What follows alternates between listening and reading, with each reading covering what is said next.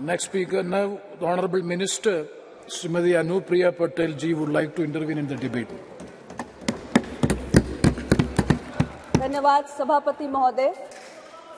संसद के इस विशेष सत्र में जहां एक और आज हम अपनी 96 वर्ष पुरानी संसद भवन को, जिसे अब संविधान सदन कहा जाएगा, उसे पीछे छोड़कर नए संसद भवन में प्रवेश कर चुके हैं, वहीं दूसरी ओर इस नए संसद भवन में अपनी पहले ही दिन हमने विधायी कार्य की शुरुआत करते हुए नारी शक्ति को सही मायनों में नमन करने का काम किया है। 128वां संविधान संशोधन विधेयक जो महिला आरक्षण विधेयक सरकार लेकर आई है, इसकी मैं तहे दिल से सराहना करती हूं। माननीय प्रधानमंत्री जी को इसके लिए आभार व्यक्त करती हूं और ये सही मायनों में हम सब के लिए please let the house be in order. Please सभापति महोदय, भारत दुनिया का सबसे ज्यादा आबादी वाला देश है और 142 करोड़ की आबादी में 70 करोड़ की आबादी महिलाओं की है।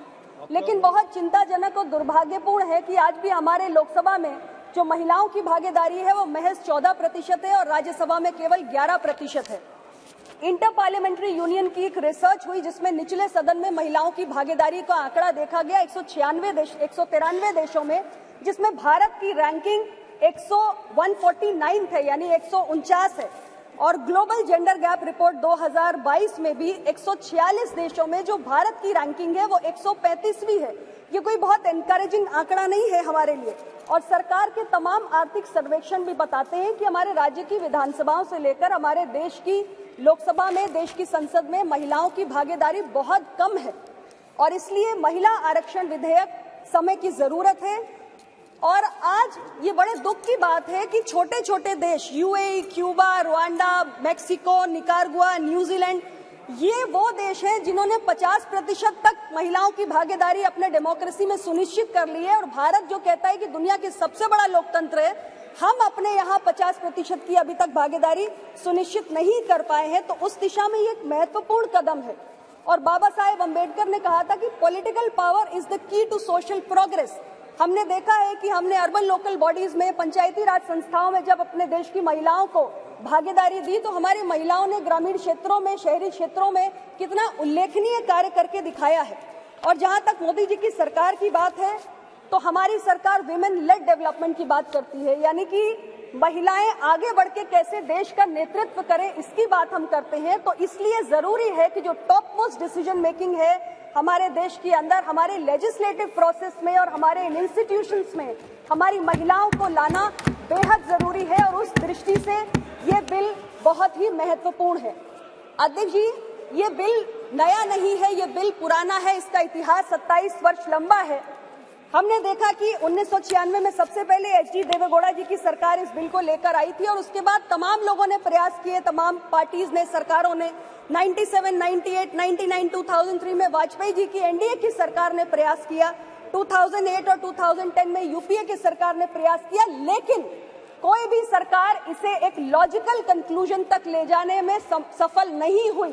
सभी सरकारों ने विफलता का ही सामने किया। उस दृष्टि से मुझे बहुत प्रसन्नता है कि मोदी जी के नेतृत्व की सरकार जब इस विधेयक को लेकर आई है तो हम इसे सफलता तक, अंजाम तक पहुंचाने का काम इस बार करके दिखाएंगे। मैंने विपक्ष के साथियों की चर्चाओं को सुना, उसमें कई विषय सामने आए, जिसमें एक महत्वपूर्ण विषय था इस बिल के तहत जो हमारे पिछड़े समाज से आने वाली महिलाएं हैं उनके लिए अलग से प्रावधान करने का। अध्यक्ष जी, ये विषय गंभीर है और ये जो चिंता है वो नाजायज भी नहीं है, इस मांग को गलत भी नहीं ठहराया जा सकता, क्योंकि महिलाओं को अगर हम देखें तो महिलाएं एक जैसा ग्रुप नहीं है, एक होमोजेनस ग्रुप नहीं है। महिलाएं एक हेट्रोजेनस ग्रुप है, क्योंकि महिलाएं अलग अलग पारिवारिक पृष्ठभूमि से आती हैं, अलग अलग इनकम लेवल से आती हैं, अलग अलग जाति, धर्म, संप्रदाय से आती हैं और उनकी जो लिटरेसी लेवल्स होते हैं, जो उनकी शिक्षा का स्तर होता है, वो भी अलग अलग होता है। और हमारी जो सामाजिक संरचना है उसमें जो हमारे पिछड़े वंचित समाज से आने वाली महिलाएं हैं, निश्चित रूप से वो हाशिए पर हैं और उनके लिए चुनौतियां अलग किस्म की हैं, उनके लिए चुनौतियां अधिक भी हैं और इसलिए उनके लिए ज्यादा संरक्षण की मांग भी समय समय पर होती रहती है।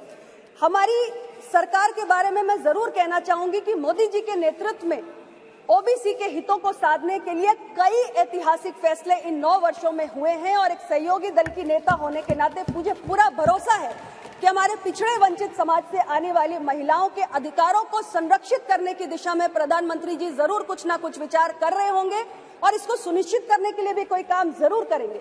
जब मैं अपने कांग्रेस के साथियों को सुन रही थी इस विषय को उठाते हुए, तो मेरे मन में एक स्वाभाविक जिज्ञासा जागी कि 2008 में आप राज्यसभा के अंदर इस बिल को लेकर आए थे और 2010 में आपने इसको पारित कराया था। आज आप कांग्रेस पार्टी के तरफ से ये विषय ओबीसी कोटा का जो उठाया जा रहा है, मेरे मन में जिज्ञासा है कि उस समय जब राज्यसभा में लाके बिल पास कराया था, तब क्या पिछड़े समाज की महिलाओं को कोटा दिया जाए, ये विषय आपके संज्ञान में आपकी पार्टी की प्रायोरिटी था या नहीं था?